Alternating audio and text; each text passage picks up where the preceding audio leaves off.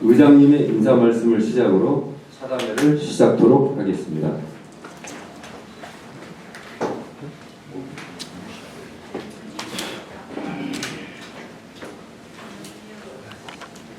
네, 반갑습니다. 어느덧 제가 이제 100일의 홍보가 내일로 100일이 꽉 찹니다. 그래서 그간의 저의 일정을 숫자로 한번 가볼까, 아니면 언론 브리핑을 통해서 좀 더 공식적인 의정 활동 위주로 언론인들께 보고를 드릴까 여러 고민을 하다가 약간은 좀 궁금증을 서로 좀 나누고 싶어서요.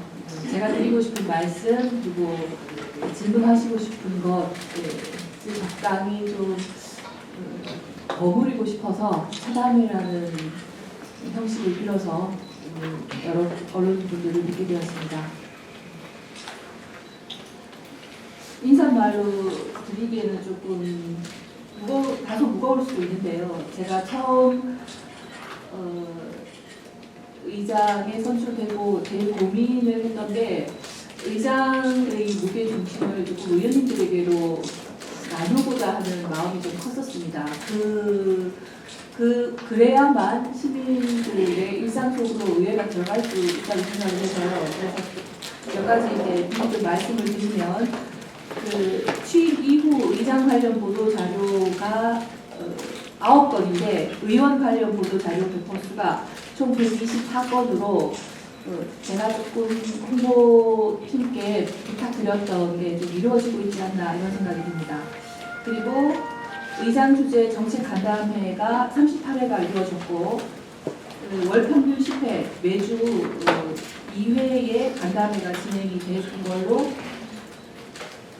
정리가 좀 되었습니다. 그리고 각 상임위 소속 의원들 간담회도 또한 25회로 참여가 나왔고요.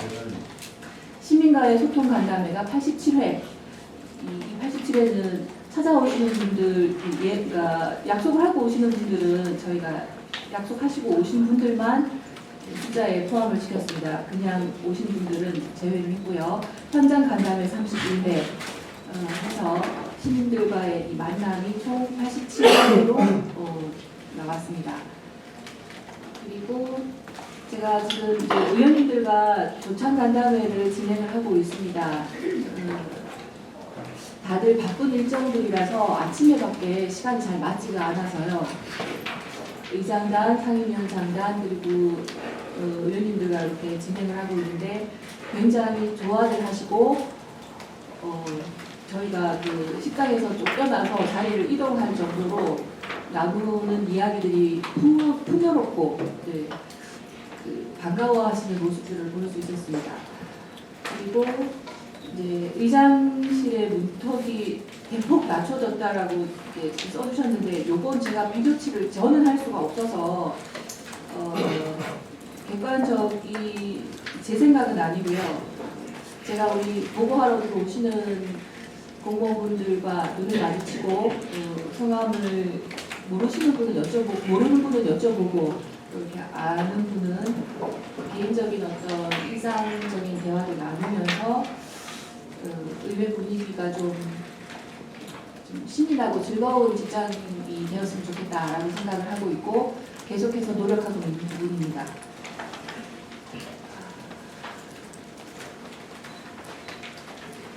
일단 이후는 이제 기자님들의 궁금증을 제가 최선을 다해서 답하는 걸로 이어가볼까 합니다. 시사별로 발언하겠습니다. 네. 기자간담회는 몇 번 하셨습니까? 저는 한 번도 지금까지 한 일이 없는데 기자간담회는 혹시 몇 번 하셨습니까? 네.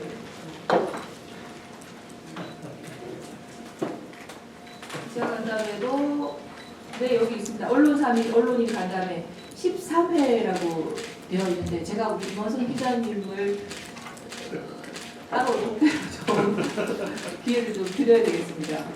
또 이게요, 이렇게 세종시에 기자들 모임도 있고, 이제 예. 모임을 안 하시는 분도 계시거든요. 네. 모임을 하신 분은 지금까지 하신 것 같은데, 네네. 모임을 저같이 이제 안 하는 분들은 이렇게 있는 자석만 볼 수가 있거든요. 네. 될 수가 있는데, 예. 또 다른 분을 위해서 한번 그런 장을 만들어 볼 의향은 없으신지. 협회나 협의회나 어떤 기자 모임에 속하지 않으신 분들과의 만남, 좋죠. 네, 준비하도록 하겠습니다. 그러면 우리 이번 기자님은 제안을 해주신 거고요. 네, 조금 고약한 질문이라도 제가 마음의 준비를 단단히 하고 왔는데 잘 될지 모르겠습니다. 일단 본문을 열어주십시오. 하나 물어볼게요. 네네. 지난 엊그저께 끝난 임시회에서 잠시만요. 저기 권호주 기자님 진행하셨으니까 권호주 기자님 먼저 하도록 하겠습니다. 김수면 기자님이 하시는데 어떻게 하죠? 저기 선배님 먼저 하십시오. 네. 선배님 먼저.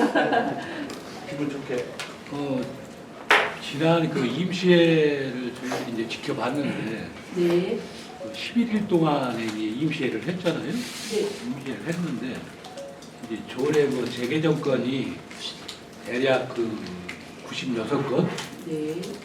본회의 끝나고 휴일 빼고 뭐하고 하면 그 시간에 그거 다 전부 다 그걸 정확히 볼 수 있는 시간적 여유가 있었는지, 그리고 이렇게 한 번에 몰아치기 하는 이유가 뭔지 그게 굉장히 궁금하거든요. 그리고 이번에 이제 통과된 조례안들 보면은 네. 한 건인가 두 건 빼고 나서는 전부 다 통과가 됐어요. 이게 그렇게 힘들는 저기를 할 수 있나요? 이게? 저는 회의 때 네. 우리 속기록 읽어보는 데만 해도 며칠씩 걸리거든요. 이게 그렇게 유능하신지 나 모르겠어요. 이게 그렇게 한 번에 처리하는 거는 시민들한테 과히 좋은 인상이 안 될 것 같은데 의장님 어떻게 생각하시고 앞으로 어떻게 운영하실 건지 그거에 대해서 좀 말씀해 주시죠. 네. 제가 좀 힘들 수도 있겠다는 질문을 제일 먼저 주셨습니다. 이례적으로 정말 115건의 안건이 지난 84회 임시회에 올라와서요. 중간에 이제 본회의장에서의 찬반 토론도 이루어졌고 쉽지 않은 과정이었습니다. 주신 조례 관련해서 이게 숫자적으로 들여다보면 굉장히 많은 양이기도 하고요. 또 이로 인해서 준비하시는 의원님들도 힘드셨겠지만 같이 일을 해주시는 우리 의회 사무처 담당자분들도 몹시 좀 과부하가 많이 예상이 됩니다. 이게 쉬운 작업이 아니기 때문에 그래서 가끔은 이제 수정안이 상임위에서 진행이 되면서 수정안이 바로 나오기도 하고 문제가 없지는 않습니다. 그렇지만 이 조례라는 것이 그냥 단순히 의원이 하겠다고 해서 되는 건들이 아니기 때문에 그만큼 의원님들도 뼈를 녹이는 어떤 노력들을 하셨으리라고 생각을 합니다. 그런데 이번에 조례안들 보면요. 네. 본인들이 연구를 하고 시민들 피부에 와닿는 이건 분명히 이건 해야 되겠다 네네. 하는 조례안 같은 경우는 반가운 우리가 조례안이 있고요. 인정을 할 네. 수가 있어요. 예. 근데 대부분의 다른 시도에서 했던 것들을 갖다 베껴쓰기 하는 그런 스타일은 네. 저희들이 봤을 때 굉장히 이거 올바르지 않다고 생각하는데 네. 그 문제는 어떻게 풀어나가실 거예요? 같은 고민을 하고 있습니다. 이게 이제 저희가 4대 의회가 시작이 되고 이제 의원님들의 이 왕성한 의정 활동을 이제 서로가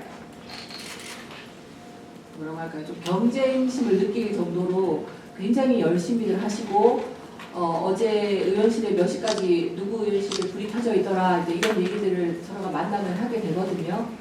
그런데 그렇다고 해서 저희들이 회기마다 몇 건 이상은 좀 곤란하지 않느냐라고 이렇게 한계를 치우는 것도 아직은 좀 조심스러운 상황이기도 합니다. 그렇지만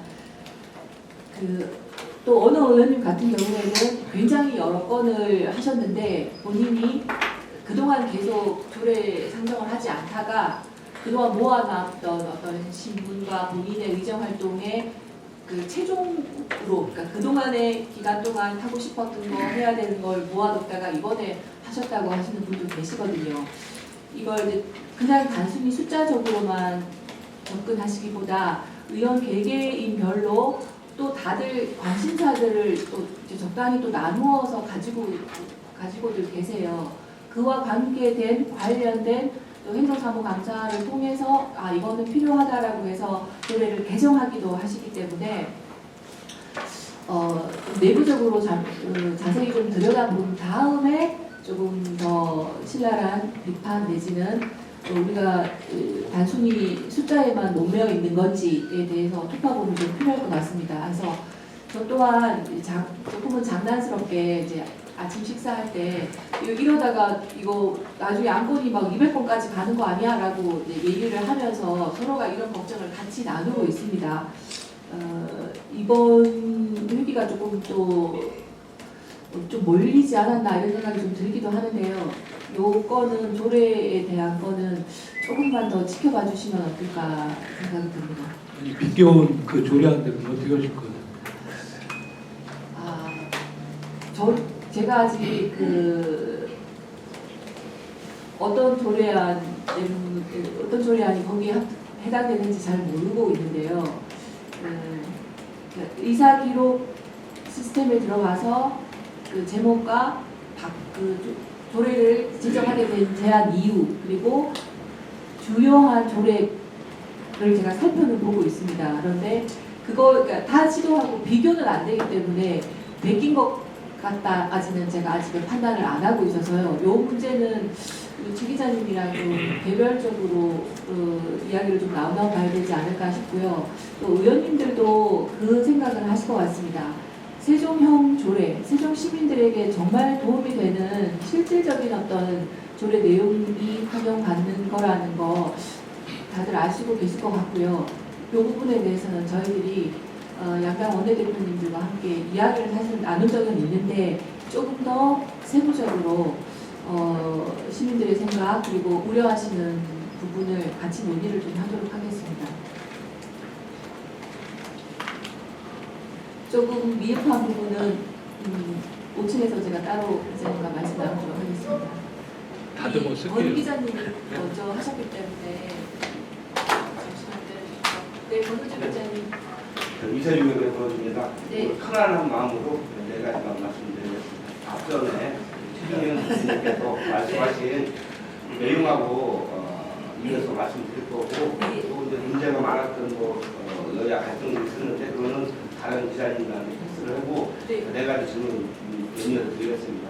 아까 92개 조례를 만들었다고 했잖아요. 많이 만들었는데 그 중에서 뭐 타 시도시에서 공부했겠다 이런 얘기가 좀 많이 나와요.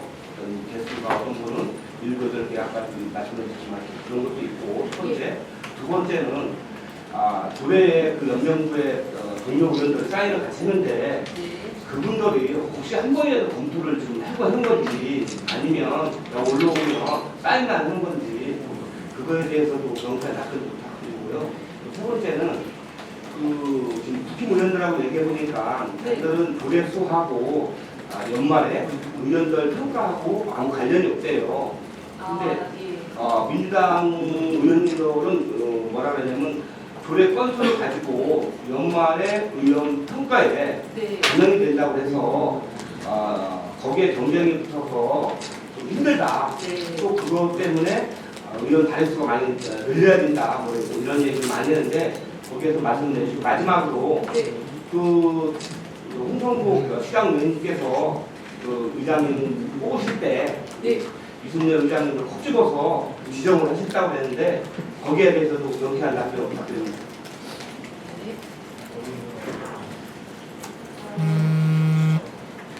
저희가 이제 의안 처리 시스템에 그 일괄 연서가 제도가 있기는 합니다. 본인이 조례를 다 살펴본 이후에 노조례 조항은 좀 마음에 안 든다 이런 게 충분히 있을 수 있거든요. 그리고 다 내용을 살펴보고 동의하는 경우에 이제 마킹을 해서 이제 일괄 연설을 사용을 하게 되면 굉장히 이제 편리한데요. 왜냐하면 한 건 한 건 다 비밀번호와 우리가 저희들이 흔히 전자시스템을 이용할 때 하는 절차들을 다 거쳐야 되기 때문에 몇 번의 이제 개선 단계를 거쳐서 지금은 마킹을 통해서 일괄 연설가 가능한데요. 지금 이제 의원님들 사이에서 이 얘기가 나오고 있습니다. 전자연설가 굉장히 편하긴 하나 그 조례 내용 하나하나를 들여다볼 기회가 좀 시스템적으로 좀 박탈당하는 것 같다 해서 결의안을 제외한 조례안은 발의하는 대표 발의하는 의원님이 예전처럼 연설판을 들고 다니며 눈을 마주치고 앉아서 좀 설명을 하고 또 이해가 안 되는 부분은 질문을 할 수 있도록 다시 옛날 시스템으로 아날로그하게 돌아가자라는 얘기가 지금 좀 나오고 있습니다. 그 얘기는 일괄 연설가 굉장히 편하고 또 전자 연설가 편하기는 하나 질문 내지는 약간은 좀 반대되는 의견을 대신할 기회가 없기 때문에 이런 얘기들이 지금 의원님들 사이에서 나오고 있다는 말씀드리고요. 그래서 또 빚어지는 약간의 문제점이 없다고는 말씀을 못 드리겠습니다. 해서 이 부분에 대해서는 조금 더 얘기들을 성숙시킨 다음에 더 세밀하게 연설할 수 있도록 저희들이 방법을 좀 개선을 해보겠다고 말씀을 드리고요. 조례 수가 이렇게 폭증하게 된 게 의원평가와 관련되어 있지 않느냐라는 기사를 저도 보기는 했습니다. 민주당이 2018년도에 3대 의원으로 이제 꾸려지면서 다수당이 되고 거의 뭐 일당 독재 체제 비슷하게 이제 많은 언론의 질타도 있고 했었는데요. 거기에 대한 어떤 시스템을 갖추기 위해서 의원평가 제도를 도입을 했고 상당히 힘들게 저도 제출을 했습니다. 어떤 활동을 했으며 얼마만큼의 예산 활동을 했는지 어느 부분에 초점을 맞춰서 조례를 위반했는지 굉장히 많은 양의 의원평가 자료를 제출을 했는데요. 제가 의원님들한테 말씀드립니다. 여러분들도 아시다시피 제가 의정 활동을 좀 늦게 시작했기 때문에 저는 2년 정도 의정 활동을 했는데요. 4년 의정 활동 하신 의원님들보다 양이 적지가 않았습니다. 제출한 양이요. 그런데 잘 아시겠지만 그런 어떤 결과물들이 바로 직접적으로 크게 시스템적으로 작용을 했냐라고 이제 돌아보면 그렇지도 않다는 생각이 듭니다. 이 정무적인 판단이라는 것이 정당에서는 굉장히 중요하기 때문에 가끔은 합리적이지 않을 때 정무적 판단이다라는 말씀들을 많이 사용을 하시는데요.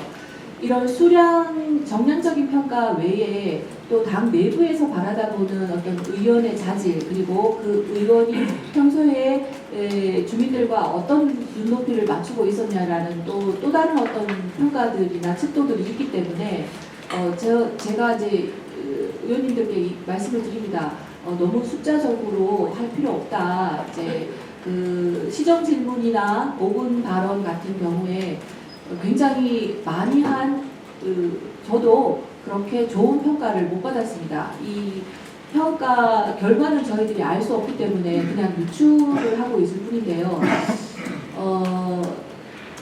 그렇더라도 이게 의원평가의 반영이 조회수가 되고 안 되고를 떠나서 하고 싶어 하시는 분들의 열정이 의원님들의 열망들이 있으시다는 건 제가 좀 알겠거든요. 그냥 단순히 숫자적으로 내가 몇 번을 해야 되겠어라고 작업을 하시는 게 저는 아니라는 생각을 하고 있습니다. 해서 그 결과물이 이제 이렇게 폭증을 예전에 비해서 폭증을 했기 때문에 우려들을 하고 계신데 그리고 그 중간 작업이 저희가 이제 의회 사무처에서 일하시는 분들이 굉장히 적은 숫자로 지금 의원님들과 호흡을 맞춰야 되기 때문에 일어나는 어떤 행정 업무의 과부하는 충분히 저도 알고는 있으나 이것이 그렇기 때문에 결과물이 뭐 당연히 적어야 된다. 요거는 좀 반대는 아니라는 생각을 하고 있고요.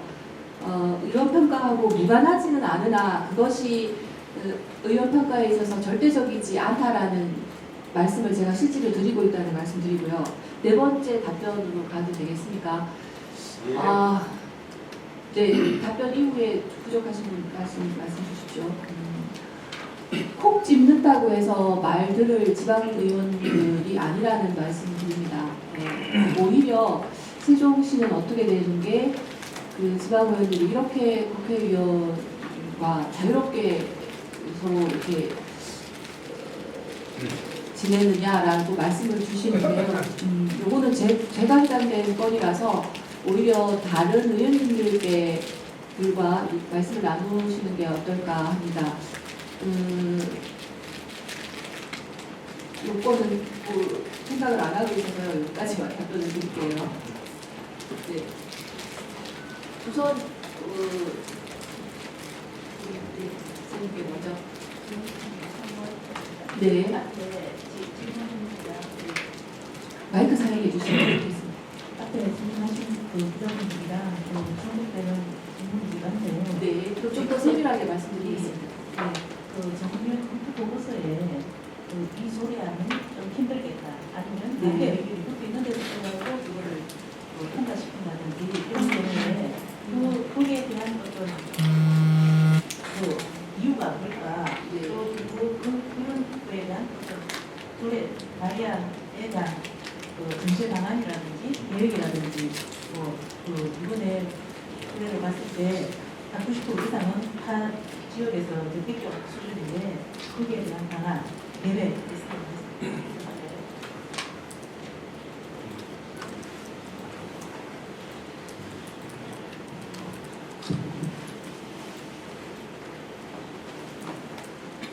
검토 보고서의 반대 의견을 저는 반대 의견이 있었던 건 제가 그럼에도 불구하고 통과를 했다라는 건 집행부하고 사실 이게 합의가 잘 안 되는 경우가 많습니다. 사실 저 같은 경우에 3월 달에 제가 준비한 조례안이 집행부에서 특정 조항에 동의가 안 돼가지고 계속 지금 보류가 되고 있는 조례가 실제로 있거든요. 제가 댓글 발의한 조례 중에 이제 이런 반대가 어떤 법률적인 어떤 상위법에 위배되거나 이래서라기보다는 집행부가 아직 준비가 안 됐다거나 좀 아이러니하게 집행부가 반대를 했지만 시민들에게 환영받는 조례도 굉장히 많습니다. 예를 들면 이제 아빠 육아에 대한 지원금이라든가 이번 지난해기 때인가요? 통과된 이제 실제 다자녀 가구의 이제 입학 축하금 같은 경우에는 집행부가 예산을 문제로 좀 난색을 표현했지만 시민들에게는 굉장히 환영받는 조례이기도 하거든요. 이게 단순히 이제 어떤 이유로 반대를 했는지 그 건건별로 다르다고 생각을 합니다. 다만 의원들이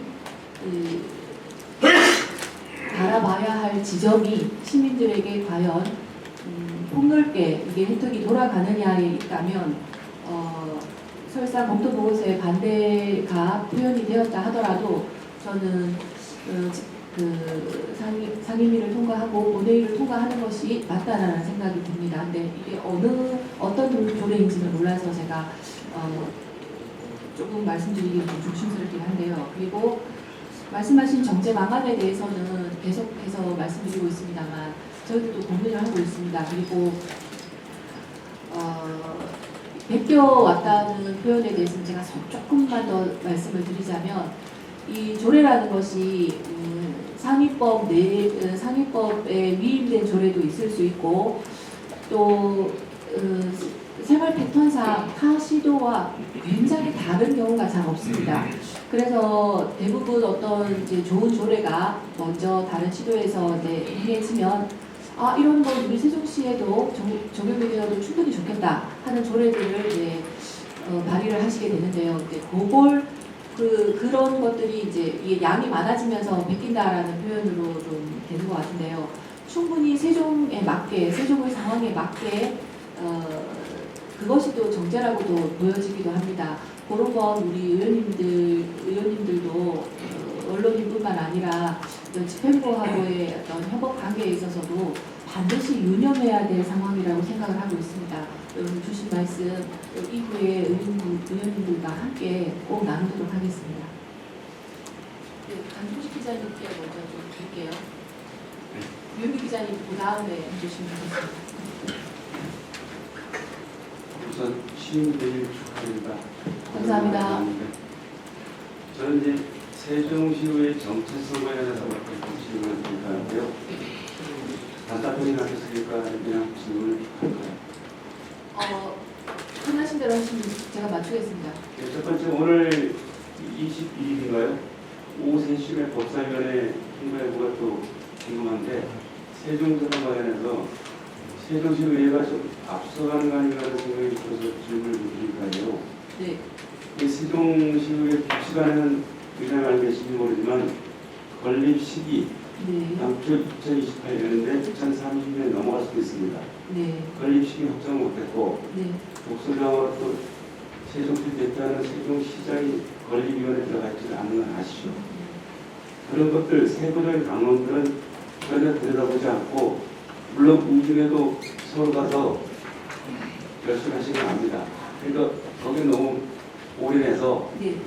그런 것들을 좀 놓치지 않나 강론 부분에 네. 그런 거에 대해서 세종시의 입장을 좀 들어보고 싶고 지금 저 뒤에는 원내대표님 나와 계시죠? 유효수 의원님 기왕이면 같이 배석을 하셨으면 하는데 의장님 시간이니까 그냥 여쭤보겠습니다. 처음에 저희 소통과 화합 혹시를 말씀하셨는데 네. 100일 동안 보면 직접적으로 말씀드릴게요. 네. 국회를 잘못해서 지금 요소야 돼. 표기를 붙이면 14대 7, 13대 7, 13대 7 그렇게 떨어져요. 그런데 이제 이게 세종시 발전을 위해서 공동거리라든가 할 경우가 좀 많이 있거든요. 네. 그런데 저는 소통과 화합 찾아보기 조금 힘들지 않냐는 생각이 들어요. 마지막 질문은 하나 드릴게요. 원내대표께서 지난번에 그 기자회견을 작성하셔서 세종시 세수 부족에 따른 시장 보양사업 두 가지를 갖다는 선전포고를 하셨어요. 표현이 그렇지만 800억에서 1000억 예산삭감 예고를 하셨는데 이걸 추경에 행안부에서 어저께인가요? 저기 교부세를 갖다는 대폭 줄이겠다고 말씀을 전국적으로 했어요. 그 자체적으로 지축 재정을 갖다가 하라고 했는데 위에서 그런 소식이 아마 접했을 겁니다. 그렇다면 이제 오늘 들어보고 싶은 얘기가 반론으로 자, 두 가지 사업 찍을게요. 시내버스 무료화, 세계 정원 박람회 어느 정도 삭감을 예고하는지 말씀을 부탁드리겠습니다. 네, 그 강론에 있어서 소홀하지 않았나라는 건 저도 굉장히 뼈아프게 공감하고 있는 상황입니다. 지난한 이제 시간이 소요가 되면서 사실 저희들이 좀 심리적으로 요거는 제가 잠시 민주당 의원이 되어서 말씀을 드리자면 총선용으로 전락하지 않을까라는 우려가 상당히 있었다는 걸 부인할 수 없겠습니다. 건립시기나 건립위원회에서의 단체장 협약은 그뿐만 아니라 이제 이번에 그 법사위까지 포함된 걸 삭제하는 것까지도 어떻게 보면 저희들이 너무나 오랜 시간 동안 이 국회 세종의사당에 대한 갈망들이 컸었기 때문에 세부적인 상황은 좀 소홀하지 않았나라는 말씀을 주신 걸로 알겠습니다. 이게 이제 대의명분이 우선은 세종에 국회가 생긴다는 것이 국가균형 발전의 첫 단추다라는 거에 저희들이 사실 크게 방점을 찍고 있는 건 사실입니다. 국회 규칙까지 이렇게 힘들게 통과가 될 줄은 몰랐었기 때문에 상황이 좀 많이 급변한 것 같고요. 하면서 조바심도 커지고 우려도 커지면서 조금은 좀 비형적인 시간상도 그렇고 비형적인 모습을 보이고 있는데요. 이 건은 이제 본회의 통과되고 난 다음에 완전히 국회가 와야 된다라는 거대한 목표를 저희들이 잊은 건 아니고요.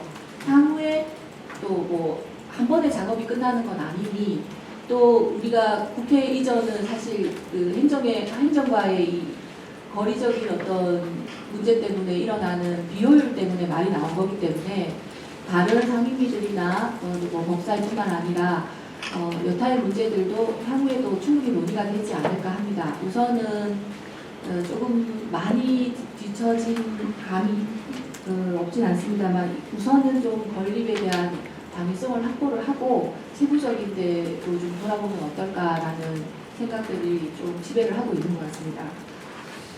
그리고 국회를 닮아가는 세종시 의회라는 말씀에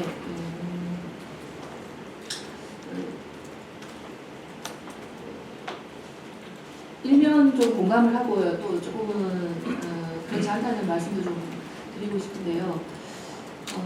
제가 양당 원내대표님과 함께 의장실에서 차를 나누는 것이 처음이라고 말씀하신 만큼 사실 그동안은 세종시 의회가 많이 힘들었었습니다. 집행부하고의 갈등은 더 잘 아시겠지만 100일 동안의 그 소통과 화합의 움직임이 모자랐다면 더 열심히 하겠습니다. 그리고 삭감 추경에 대한 얘기는 사실 집행부에서도 많이 나왔던 얘기이기도 합니다. 이제 개인적으로 만나면 우리가 추경에 뭐 한 1,000억 원 삭감을 해야 될 것 같다라는 말씀들을 툭툭 흘리시기도 하셨는데요. 우선은 큰 고민이 있다는 말씀을 드리고요. 관련해서 버스요금 무료화에 대한 어떤 시장님 공약의 수정안에 대해서 수정 의사가 없지는 않습니다. 이게 이제 의회도 좀 같이 발맞춰주면 좋겠다, 뭐 출구 전략을 함께 세웠으면 좋겠다라는 얘기들이 일단은 뭘 모면하게 아실 겁니다. 그리고 정원 반감에 관해서도 예산 때문에 이제 단체장이 민간의 후원 이런 쪽으로도 지금 생각을 하시는 것 같은데 이 부분에 있어서는 의회가 정말 단호하게 예산을 촘촘히 확실하게 삭감할 것이라는 것에 대해서는 예결위원님들이 잘 알아서 하시겠지만 같은 생각을 하고 있지 않나 싶습니다. 좀 더 세부적인 금액이나 이런 건 제가 말씀드리기는 좀 조심스러워서 단호하다는 말씀으로 가능하겠습니다. 그 짧은 거 하나만 네. 죄송합니다. 2030년에 행복청 일몰 기간이거든요. 네. 국회에서 관련해서 일부에서는 행복도시 건설차의 행복성을 남고 싶어 한다는 얘기도 있어요. 맞습니다. 자, 질문이 요새는 그렇습니다. 세종시 의회가 너무 집행부하고 대립이라든가 조금만 신경 쓰다 보니까 행복도시 건설청하고 관계가 굉장히 중요하거든요. 네. 도시건설이라든가 우선 의장께서는 의회차에서 행복도시 건설 청장을 비롯해서 서로 소통하고 협의하고 만나보신 적이 있는지? 네, 제가 이상래 총장님을 먼저 찾아뵙고 전 청장님. 네네, 지금 이제 김영렬 총장님 같은 경우에는 저도 또 공식적인 이제 만남이 되어야 되기 때문에 기관끼리의 협의가 좀 필요합니다. 그래서 스케줄이 지금 계속 안 맞고 있는데요. 저희가 세종시청의 행복청과의 어떤 한라인도 필요하고 협동 협의체가 필요하다고 이야기하면서 저희들이 안 하면 안 되죠. 국장님들과의 만남도 있고요. 네, 좀 공식적인 만남을 지금 준비를 하고 있는데요. 이 부분도 또한 소홀하지 않겠다는 말씀드리겠습니다. 아니 기자들 한 가지씩만 질문하시죠. 왜 할 사람이 많은데 뭐 3개, 4개, 5개까지 이렇게 하면 짧게 들어가요. 다른 사람들 못하니까 네, 제가 한 짧게 가지씩만 해서 또 의장님 한 가지 하나만 선정해서 하나만 답변을 그게 좋은 부탁드립니다. 유현미 기자님 하시고 김준일 기자님께 드리겠습니다. 예, 최정석 의원입니다. 그 앞에 질문하신 기자분이 이제 디테일한 거, 이제 세세한 거를 이렇게 질문하신 것은 그 이상적으로 모든 것을 하나만 하겠습니다. 네. 그 통일일 때와 위원장을 맡으실 때하고 의장을 했을 때하고 다를 것 같은데 지금 의장 취임한 지 이제 날짜를 세보니까 이제 3개월하고 이제 6일이 됐거든요. 네. 그 집행부임 그냥 전반적인 인상 평가를 좀 여쭤보겠습니다. 그 최민호 시장과 세종시의 행정과 그 최규진 교육감과 저기 세종시 교육청이 의장이 되고 나서 어떤 인상을 받으셨나 뭐 전반적으로 두루 평가를 했으면 좋겠습니다.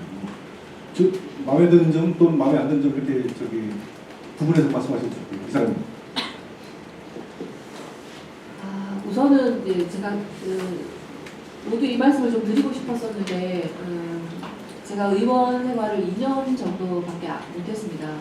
그리고 위원장 1년을 하고 그 의회 전체를 총괄해야 되는 의장직을 수행하면서 매일매일이 몹시 이제 조심스럽고 또 거기까지 오기까지의 제 마음가짐도 굉장히 힘겨웠던 건 사실입니다. 결정하기까지가요. 다른 점은 상임위원장이 어떤 그 관련 소관 업무로 인해서 굉장히 바쁘고 해결해야 될 민원이 산더미였다면 의장은 깊이 사업에 관여는 못하는데 해결해야 될 민원은 3배, 4배더라고요. 그래서 정신적인 스트레스가 좀 이전 의장님들이 좀 심했겠다 이런 생각들이 좀 들었습니다. 사실 상임위원회에 속해서 활동을 하게 되면 사업적으로도 좀 많이 알게 되고 그래서 해결 방법이 좀 보이기도 합니다. 집행부와 논의도 하게 되고요. 그런데 의장은 전체적인 문제들이 해결해야 될 문제들이 전 상임위에 걸쳐서 들어오는데 세부적인 내지는 긴밀한 활동 관계를 이루기에는 시간적으로나 제도적으로 불가능한 상황이기 때문에 해결해야 될 민원의 건수는 더욱더 많아졌으나 해결 방법은 더욱더 보이지 않는 그런 상황인 것 같습니다. 그래서 제가 좀 늦은 시간까지 남아서 현안 때문에 고민도 하고 그리고 퇴근 시간 이후에는 제가 집행부한테 전화를 안 합니다. 그리고 문자도 가급적이면 조심해서 하고 아니면 정말로 문자를 해야 되면 예약 문자를 걸어서 출근 시간 이후에 볼 수 있게끔 하거든요. 그렇기 때문에 일의 진도가 더욱더 안 나가고 있는데 비교를 하자면 의장으로서 요구되어지는 많은 역할들 중에 시민들에게 실질적으로 보탬이 되는 거는 현실적으로 좀 더 작아져서 제가 가끔 그 얘기합니다. 의장님 재미가 없네요 이렇게 말씀을 드리는데 의회를 대표하는 대외적인 어떤 역할은 제가 한 번도 소홀한 적이 없다는 말씀 좀 드립니다. 회의 참석이나 행사 참석은 최선을 다하고 있고요. 다만 이 시민들이 가지고 오는 고민거리나 해결거리에 대한 해결의 시간이 예전보다는 좀 더 길어져서 좀 죄송하다는 말씀과 그 부분에 대해서 좀 계속해서 비서실장님과도 이야기를 나누고 있고 고민하고 있다는 말씀 드리겠습니다. 김준 기자님 하시고 김현수 기자님께 넘어갈게요. 네. 마이크 마이크 들고 계시나요? 여기. 네, 그렇습니다. 예, 경총일보 김정은 기자입니다. 반갑습니다. 네, 오늘 취임 100일 다시 한번 축하드리고요. 취임 100일이기 때문에 가벼운 질문 드리겠습니다. 네. 시민 행복을 위해서 우리 의장님께서 쉼없이 달려오셨는데요. 그 짧은 100일 동안 네. 결실을 맺은 것이 있다면 어떤 것인지 좀 설명 부탁드리고요. 또 시민들과의 간담회를 87회나 하셨다고 하셨습니다. 이것은 현장 중심의 의정 활동을 펼치신 증거라고 할 수가 있는데요. 시민들과 만나시면서 시민들이 의회에 바라는 거나 또 바라는 것이 있다면 무엇이었는지 설명 부탁드리고요. 마지막으로 앞으로 중점적으로 추진할 사업이 뭔지 이 부분에 대해서 설명 부탁드리겠습니다. 네, 뭐 100일간에 저는 이제 좀 발바닥이 아프게 뛰어다녔지만 아직 해결되지 못한 많은 일들이 좀 산재해 있어서 조심스럽게 좀 말씀을 드리자면 보람된 점도 많습니다. 사실 어제 제가 청년 간담회를 테크노파크에서 우선은 세 분야의 청년분들, 기업인 대표, 그리고 청년 예술인, 그리고 이제 협동조합을 이루고 있는 청년들과의 만남이 있었었는데 제가 간담회 양식을 조금 파격적으로 제가 인사말을 하고 처음 보는 분을 이제 찍어서 아무 얘기나 다 좋다 해봐라. 그리고 이제 그 발언하신 분에게 의원님들 8분도 참석을 하셨는데 누구나 좋으니 이제 그 다음 발언하신 분을 지명하는 식으로 진행을 했었습니다. 1시간 40분 정도 진행이 되었는데 그분들 중에 이제 그런 말씀을 주셨어요. 이렇게 의회가 우리를 만나러 와줘서 너무 감동했다. 관심이 없는 줄 알았다. 그리고 도움이 필요했을 때 어떻게 해야 되는지 몰랐다. 뭐 이제 그런 말씀들을 주셨는데 같이 배석한 집행부도 중간중간 지원책이라던가 모르고 계신 사항들에 대해서 어떻게 하면 도움을 받을 수 있는지 바로바로 정보를 전달하기도 했었습니다. 청년들이 사실 많은 부분을 요구하는 것 같지만 의외로 우리 시도 또한 청년 사업을 많이 하고 있음에도 불구하고 연결이 되지 않아서 국비를 반납해야 되는 경우가 상당히 많았었거든요. 그런 부분에 있어서 더 많은 분들과 더 많은 분야에 더 많은 연령층 분들을 만나야 되겠다는 생각을 했습니다.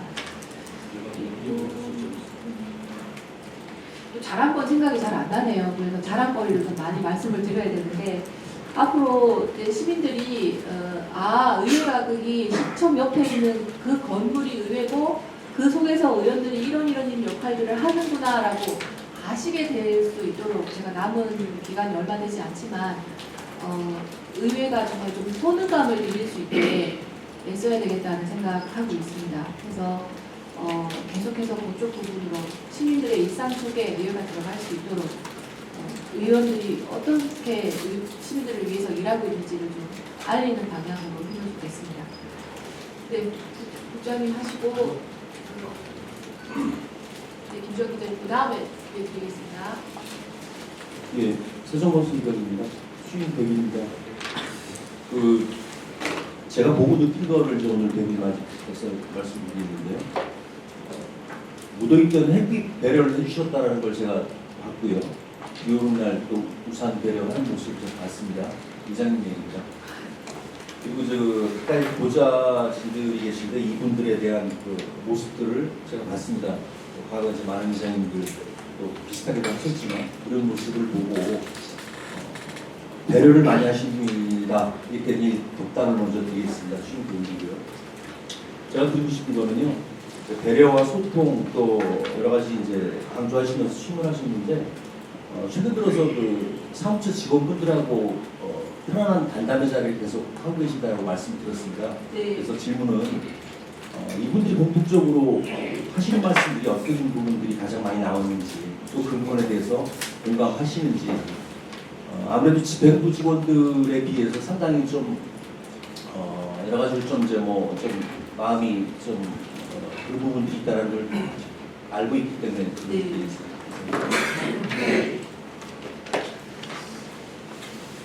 지금 이제 9차까지 진행이 되었는데요. 제가 같이 간담회를 같이 한 직원분들의 명단을 계속 차곡차곡 모으고 있습니다. 왜냐하면 이게 한 번으로 끝날 게 아니기 때문에 부서를 다 넘나들면서 팀을 짜고 비슷한 또 그 아이 또래가 있는 분들과 이렇게 뭐라고 해야 되죠? 같이 자리를 하고 있기 때문에 직장으로서의 의회뿐만 아니라 가정에서의 아빠, 가정에서의 엄마 그리고 역할에 대한 얘기도 좀 많이 나눴습니다. 해서 출산 정책에 대한 모든 출생이라는 말로 이제 많이 바꾸시던데요. 그런 것에 대해서도 공감대를 많이 이루었습니다. 이게 단순히 육아휴직 이후의 어떤 문제로 까지 저희들이 실제로 느끼고 있는 행정 서비스가 이랬으면 좋겠다라고 생각하는 분들과의 이야기였기 때문에 시청이 그냥 지금 실시하고 있는 제도가 주지 못하는 점들을 같이 공감하면서 그래야 된다라고 이제 많은 공감을 나누고 있게 되더라고요. 공감을 하게 되고 제가 나이가 좀 많이 차이가 나는 분들과 만나면 어떤 얘기를 해야지 될까라고 좀 걱정을 하고 임하는데요. 그분들 역시도 제가 예전에 20대, 30대 때 했던 고민을 똑같이 하고 있고 또 거기에 대해서 제가 이래라 저래라가 아닌 저도 그랬어요 라고 이제 말씀을 나누게 되면서 사실 간격이 굉장히 많이 가까워졌다는 걸 저도 좀 절실히 느끼고 있습니다. 그래서 만나게 되면 예전에 그런 약간은 좀 낯선 안녕하세요가 아니라 어머 안녕하세요 라고 기꺼이 눈 마주침을 하게 되는 직원들이 상당히 많아졌고요. 의회가 근무하기에 참 좋은 직장이 되기 위해서 고심을 많이 합니다. 제가 이제 실장님이랑 제일 많이 이야기 나누는 부분이기도 한데요. 단기적인 보상 그리고 장기적으로 이분들이 근무하기에 좋은 의회가 되기 위해서 어떠해야 되느냐에 대해서도 제가 의장으로 있는 그 날까지 계속해서 고민을 할 것 같고요. 교육 문제도 제가 인력개발원 원장님께 또 따로 말씀을 드리기도 했습니다. 의회 파트는 집행부하고 조금 다르기 때문에 교육기관 중에 따로 교육 과정을 만드는 게 힘이 든다면 교육 과정 이후에 따로 어떤 기간을 연달아 의회직을 위한 교육 과정을 좀 개선해 주시면 좋겠다라는 말씀을 드렸고요. 여러 가지로 근무하면서 그냥 시간 때우는 직장인이 아닌 일하면서 시민들에게 도움되는 역할을 하는 한 사람이다라고 좀 거대하게 이야기하자면 자아실현이고요. 그리고 보람이 있는 직장이 되었으면 좋겠다라는 생각을 하고 있습니다. 그래서 이 부분은 조금 아직은 제가 초기 단계라서 말씀드리기는 좀 조심스럽고 계속해서 구체화시켜 나가도록 하겠습니다. 김주환 기자님 하시고 앞쪽으로 오겠습니다. 제가 아직 성함을 모르는 기자분들이 계시네요. 죄송합니다. 안녕하십니까. 내일부 김주환입니다. 반갑습니다. 예. 먼저 간단하게 칭찬 하나 드릴게요. 앞선 의정 활동보다 우리 이 의장님께서 취임하시고 난 다음에 의회가 굉장히 밝아졌다. 그리고 이제 좀 활력이 있어졌다라는 그 이야기들이 많이 해요. 질문 드리겠습니다. 지난번에 남북부 교류 협력기금 관련해서 이것을 갖다가 이제 우리가 일반 회계 쪽으로다가 전환을 했었다라고 최원석 의원께서 발의를 해서 상임위에서 이제 서로 합의하에 이제 통과가 돼서 이제 본회의에 이제 올렸죠. 근데 이제 이 부분이 아까 앞서서 이제 질문하신 의원님께서 말씀하셨듯이 여소야대 이게 국회와 비슷하다라고 얘기를 했습니다. 입법부인 이제 국회와 생활정치를 하는 이제 시의회가 유사한 점을 저도 이제 늘 느끼고 말씀을 드렸던 적이 있습니다. 근데 입법 활동과 이게 생활정치를 해야 되는 이 시의회가 조금 여야가 좀 같이 협의를 해서 이끌어가야 되지 않느냐. 그래서 이제 이게 시민들의 공기증진을 위해서는 숫자가 많은 야도 숫자가 적은 여의 어떤 의견을 갖다가 받아들이고 수렴해서 그거를 이끌어가야 되는데 상임위에서 협의를 해서 통과가 됐다? 이거는 결과적으로 야 쪽에서도 같이 협의를 봤다는 얘기입니다. 근데 본회의에서 투표 결과를 보면은 17대 3이에요. 그럼 결과적으로 상임위에서 같이 협의를 해서 옳다 그렇게 하자 했던 사람들도 전부 다 이쪽에 의총을 해서 뭐 어떤 협의를 봐서 그런지 그렇게 결론이 났습니다. 그럼 차라리 거기에서 상임위에 계셨던 분들이 뭐 기권을 한다든가 이랬다면 좀 이해가 가는데 전체다가 반대를 했다는 얘기예요. 그럼 이런 부분이 과연 여야가 협치를 하고 생활정치를 과연 이끌고 가느냐 이 부분은 굉장히 의심스럽거든요. 이 부분에 대해서 한번 말씀 부탁드리겠습니다. 그 남북 교류 협력 기금에 대한 이제 이 조례건은 상임위 의견을 사실 이제 저희들이 상임위를 통한 안이나 이제 예산안들이 다시 예결위를 통과를 하게 되고 이제 본회의까지 여러 가지 단계를 거치게 되는데요. 일명 저는 본회의장에서의 찬반 토론이 이루어졌다는 것은 어떻게 보면 신선한 변화 내지는 좀 그 초반에 의원님들이 이제 본회의를 처음 하시고 난 다음에 왜 반대 의견 할 기회를 주지 않느냐라는 말씀을 주셨었어요. 그래서 사전에 반대 신청서를 내셔도 되고 모니터상에 반대 발언을 하고 싶다라고 표현을 하셔도 된다라고 이제 말씀을 드린 적이 있는데 상임위에서 통과된 의견이 본회의장에서 뒤집어진 것이 옳다 그르다를 떠나서 어디서든 논의가 되어져야 하고 상임위 소속이 아닌 의원님들이 저런 건이 통과가 상임위에서 다른 상임위에서 통과가 되었네라고 본회의장에서 어떤 토론을 통해서 알게 되는 것은 저는 좀 의미 있다고 생각합니다. 저희들이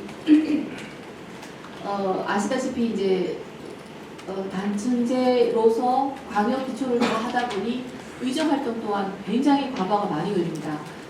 주민분들 만나서 지역의 현안을 해결해야 하고 예산과 함께 사업을 다 봐야 되는데 그 사업의 양들이 굉장히 많습니다. 예를 들어 이제 상권이 같은 경우에는 테크노파크 한 기관이 맡고 있는 업무가 테크노파크 고유의 기관 업무뿐만 아니라 약간 배정하기에 애매한 뭐 주거복지센터라던가 많은 일들을 하고 있기 때문에 저희들이 그 상임위 특징을 가지지 않은 업무까지 다 봐야 되기 때문에 업무량이 많다라는 건 정말 기정사실이거든요. 그렇기 때문에 회기 기간 동안 다른 상임위에서 통과된 조례안에 낱낱이 이 기금을 일반 회계로 만든다고 위원회를 비상설로 만든다고 하나하나 체크하기가 사실상 힘든 부분이 많습니다. 그런 경우에 본회의장에서의 이런 건설적인 토론이 저는 상당히 필요하다고 봤고요. 그래서 그 찬성 토론을 하시게끔 미리 이제 우리 대표 발의하신 최현석 의원님께도 충분한 시간을 들여서 논의가 이루어질 수 있도록 좀 부탁을 드렸고 결과가 13대 7이어서 그 당색이 확연해져서 몹시 안타까운 건 저 역시 같은 마음이었습니다만 토론의 기회가 토론의 장이 펼쳐졌다는 것에 대해서는 그래야 하지 않나라는 생각이 듭니다. 상임위 의견을 존중하되 충분한 토론은 있어야 된다고 봅니다. 그래서 많은 안들이 특히 예산이 예결위에 가서 많이 뒤집어지고 있고 그것들이 왜 상임위 안을 존중하지 않을 것 같으면 상임위를 왜 하느냐라고 말씀을 하시는 분들도 계신데 논의를 하면서 설득이 되어지는 경우도 있고요. 또 생각이 바뀌시는 경우도 있고 이번 건 같은 경우에는 13대 7 숫자만 제외한다면 저는 좀 의미 있는 과정이었다라고 생각이 듭니다. 의장님 제가 질문드린 거에 좀 반해서 달리 자꾸만 걸 말씀을 하시고 계시는데요. 예. 그게 이제 가결이 됐다 부결이 됐다 이거를 제가 논하는 것이 아니고 예. 그 상임위에서 협의를 해서 올라온 사안인데 본회의에서 전부 다가 반대 의견을 냈다라는 것은 의정 활동을 함에 있어서 의원님들이 자유롭게 자기 의사 표현을 제대로 못하고 있다는 얘기가 되는 거거든요. 그거를 말씀드리는 겁니다. 네. 그거는 상임위에서도 투표 이루어졌고 좀 많이 갈렸다고 들었습니다. 근데 이제 이게 산술을 뛰어넘는 의미로 좀 봐주시면 어떨까 싶은데요. 본인의 의사를 충분히 하지 못했다라는 건 조금 억척이시고, 저희가 이전에 모이기는 했으나 투표는 자율에 맡겼습니다. 아, 여기서 저희라는 말을 쓰면 안 되는데. 그러니까 의장도 상당히 곤란할 때가 많더라고요. 이게 민주당 행사인데 가야 되나 말아야 되나 여러 번 좀 고민한 적이 많은데요. 자율적인 의정 활동을 누구보다도 하고 활발하게 하고 있는 데가 세종시이지 않나라고 느끼는 이유가, 제가 의장한 지 100일 동안 제일 힘든 파트가 의원님들 파트입니다.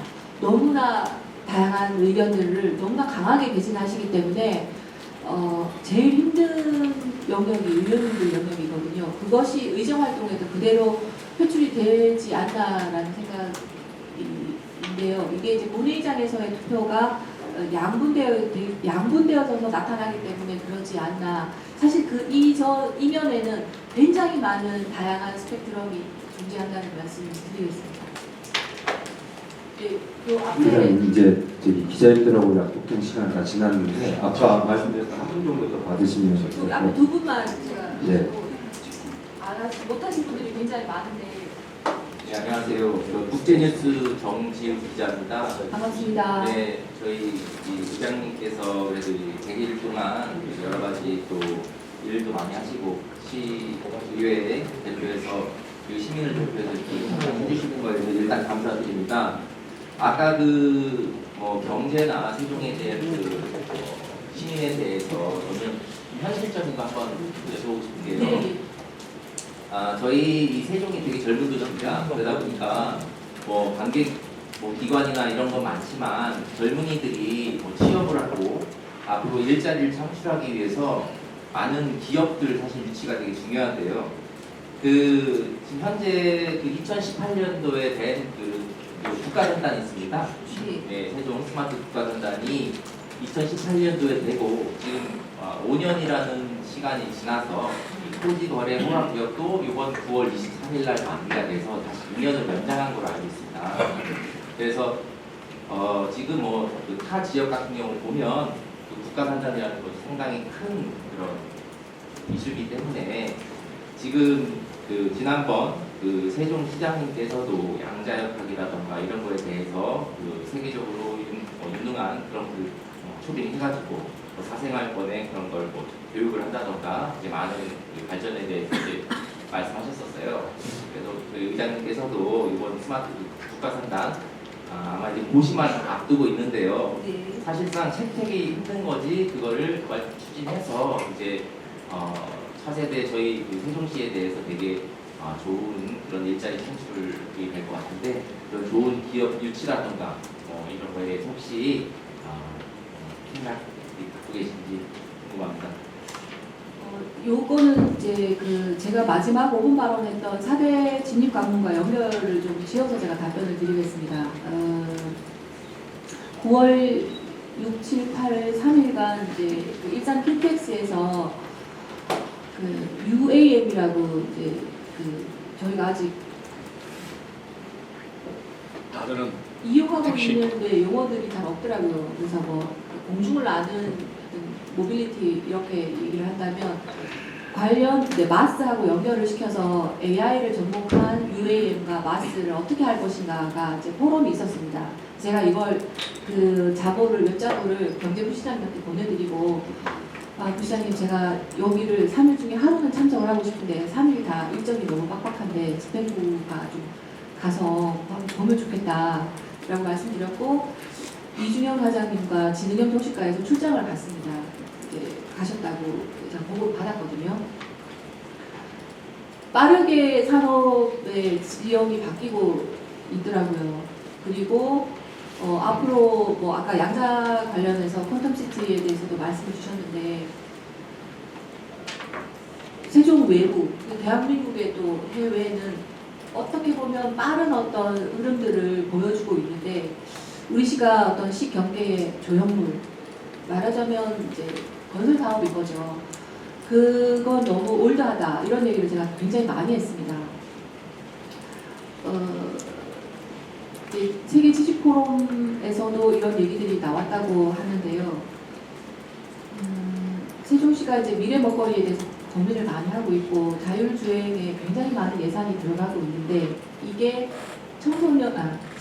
청년과의 일자리로 바로 연결이 안 되는 게 저도 늘 안타까웠습니다. 그래서 경제산업부를 만날 때 늘 제가 제일 먼저 말씀드리는 게 가장 많은 국비와 가장 많은 시비가 투입되고 있는 사업이 시민들에게는 아주 멀리 있는 사업들이다. 이걸 빨리 가깝게 시민들에게 직접적인 서비스가 갈 수 있도록 당기는 게 우리 시가 해야 할 일이고 그렇게 할 수 있게끔 의회도 충분히 돕겠다. 어떤 대책이 필요하다.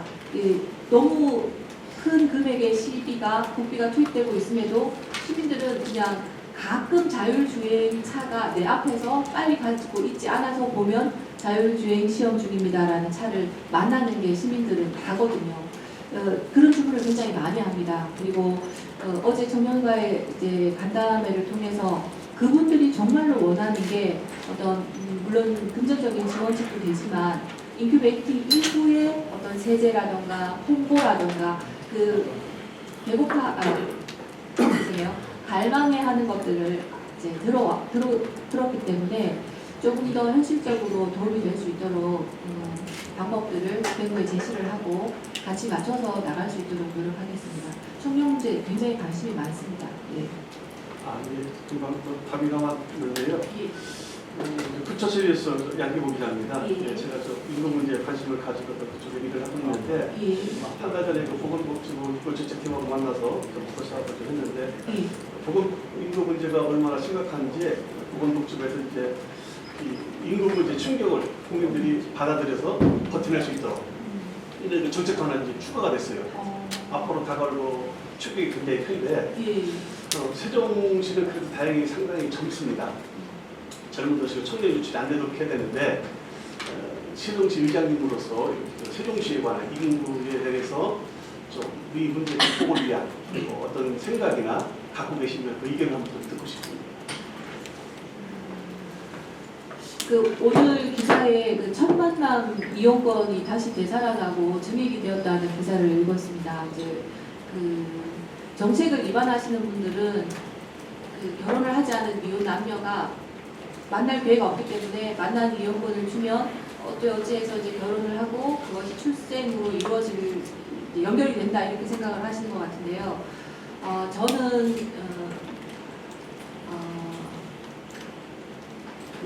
시민단체 활동을 하기 전에 육아를 직접 10년 동안 했던 사람이기 때문에 이 아이를 키우는 데 있어서 양육에 있어서의 부모의 역할에 대해서 관심이 굉장히 많았었습니다.